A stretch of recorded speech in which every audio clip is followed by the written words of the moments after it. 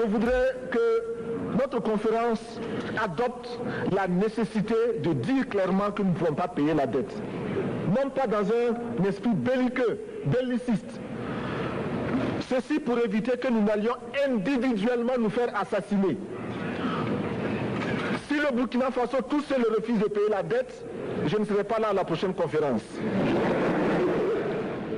Ce jour-là, Thomas Sankara prononce son dernier grand discours, à la tonalité révolutionnaire.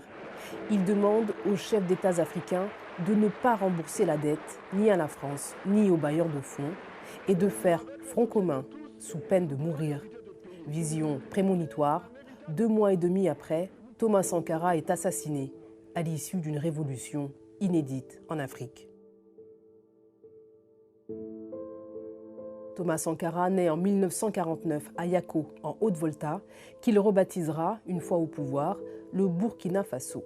Il est le fils de Marguerite et Sambo Joseph Sankara. Son père, gendarme, a combattu sous le drapeau français lors de la Seconde Guerre mondiale.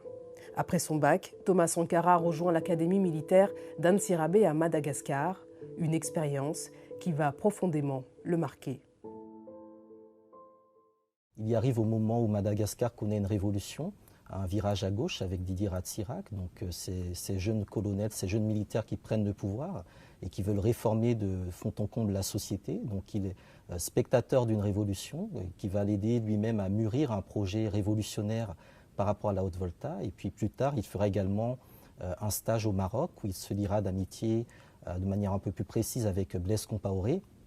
Donc il y a dans ces déplacements à l'extérieur de la Haute-Volta des formes d'apprentissage, des formes d'éducation politique et aussi des découvertes d'expériences révolutionnaires menées dans d'autres pays qui sont très importantes puisque la conception de la révolution sankariste est d'être internationaliste.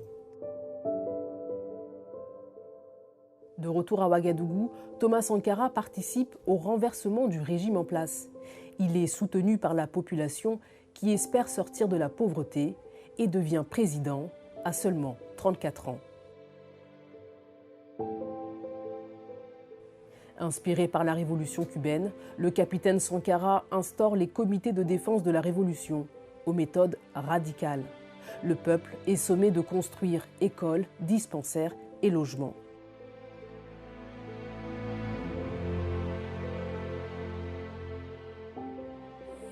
Nous ne pouvons pas nous développer si le peuple lui-même ne prend pas son destin en main. C'est le peuple qui doit construire le pays.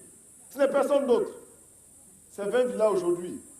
Demain, ça sera 20 écoles. Ça sera 20 dispensaires. Ça sera 20 maternités. Et chaque année, c'est ça. Autre chantier majeur, la santé.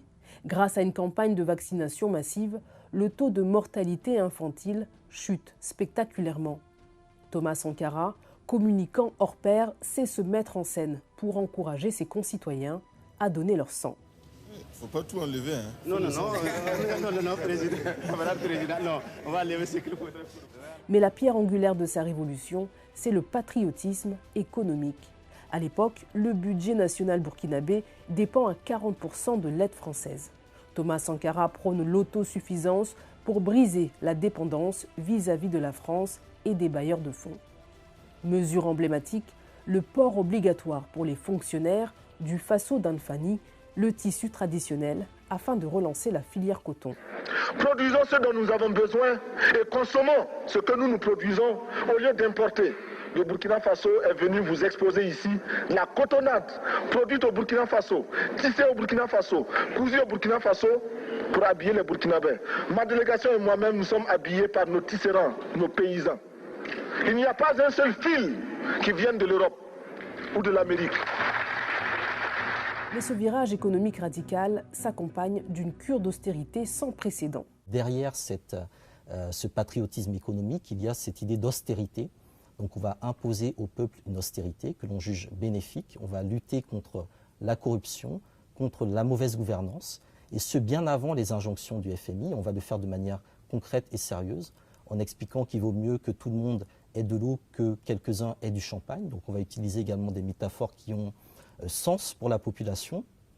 Et tout cela, en fait, va permettre au Burkina Faso eh bien, en l'espace de 3-4 ans, d'avoir une nette amélioration de ces indicateurs économiques. Et même la Banque mondiale, qui ne portait pas dans son cœur les mesures de Thomas Sankara, sera forcée de reconnaître que sous son règne de 4 ans, si on peut appeler ça un règne, eh bien, le Burkina Faso n'aura jamais connu un tel développement. La révolution s'attaque aussi aux problèmes écologiques. Sous Thomas Sankara, des millions d'arbres sont plantés pour contrer l'avancée du Sahel. Pour lui, l'environnement est éminemment politique. La lutte contre la désertification est un combat anti-impérialiste dans la mesure où nous savons que pour l'impérialisme, l'exploitation des hommes est un acte tout à fait normal, a fortiori l'exploitation des forêts, de quelque façon que ce soit directement ou indirectement. Thomas Sankara, athlète et musicien, impose aussi le sport de masse. Les discothèques assimilées à la bourgeoisie car payantes sont-elles fermées et remplacées par des bals populaires.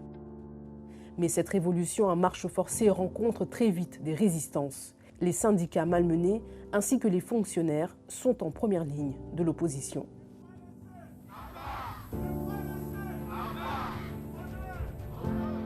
Donc ce sera vraiment une rupture avec les vieux schémas clientélistes de l'époque qui va se heurter à des oppositions, aussi bien des syndicats à partir d'un certain temps que de la petite bourgeoisie et de l'élite qui très rapidement va quitter le pays, notamment les fonctionnaires qui voulaient être mieux payés, les intellectuels également qui vont partir dans les pays voisins pour avoir un niveau de vie un peu plus important. Parfois ça a été effectivement un peu brutal, on peut penser donc aux enseignants qui réclamaient de meilleurs salaires et de meilleures conditions de travail et qui ont été licenciés de manière très sèche.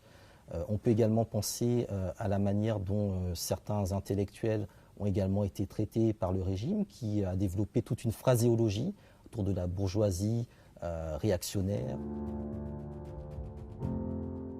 Marié et père de 2 enfants, Thomas Sankara voudra aussi bouleverser les rapports entre hommes et femmes. Il fait interdire l'excision et porte un discours féministe. Camarades, les mauvais maris, les paresseux. Les femmes voltaïques nous posent un grand problème parce que leur libération n'est pas facile.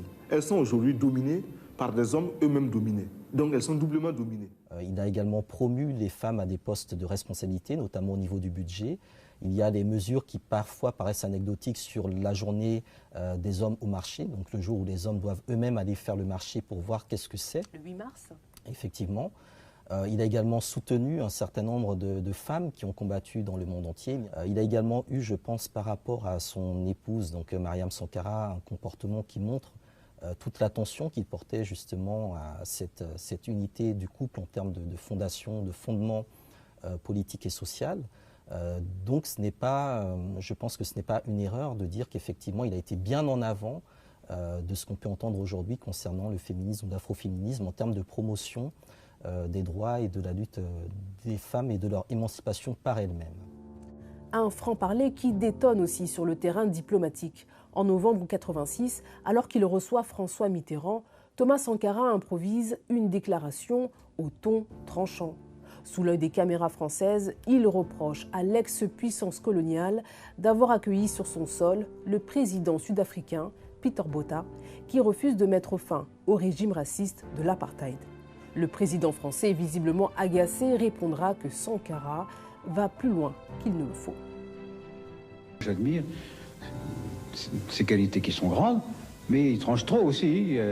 Il va plus loin qu'il ne faut, à mon avis, qui me permettent de lui parler du haut de mon expérience.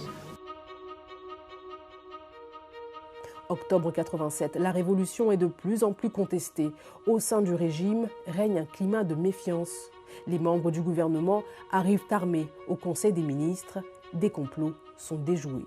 Le 15 octobre, la révolution connaît un coup d'arrêt sanglant.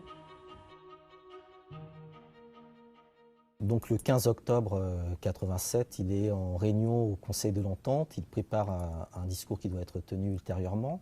Et donc là, on a un commando qui débarque, qui est venu le chercher précisément. Et donc il sort le premier de la salle de réunion, il est immédiatement abattu, avec ensuite plusieurs autres de ses camarades. Il y aura un survivant.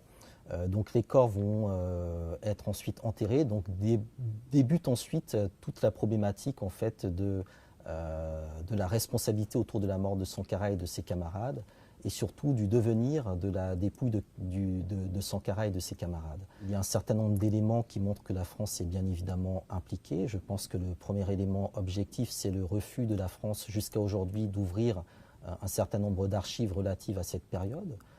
Donc on voit bien que l'État français a des choses à se reprocher. On sait également que lors de l'une des premières rencontres, si ce n'est la première rencontre entre Blaise Compaoré et Félix Houphouët-Boigny, Félix Houphouët-Boigny était furieux contre Blaise Compaoré parce que Blaise Compaoré lui avait assuré qu'on allait rendre Sankara impopulaire pour que son élimination passe comme une lettre à la poste, et ce n'a pas du tout été le cas.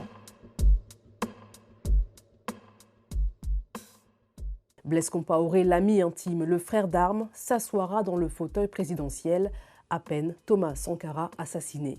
Il mettra fin à l'expérience révolutionnaire, replacera aussitôt le Burkina Faso dans le giron de la France et régnera sans partage sur le pays pendant 27 ans. Blaise Compaoré, exilé en Côte d'Ivoire, est aujourd'hui sous le coup d'un mandat d'arrêt émis par la justice burkinabé. Il est inculpé pour assassinat et recel de cadavres.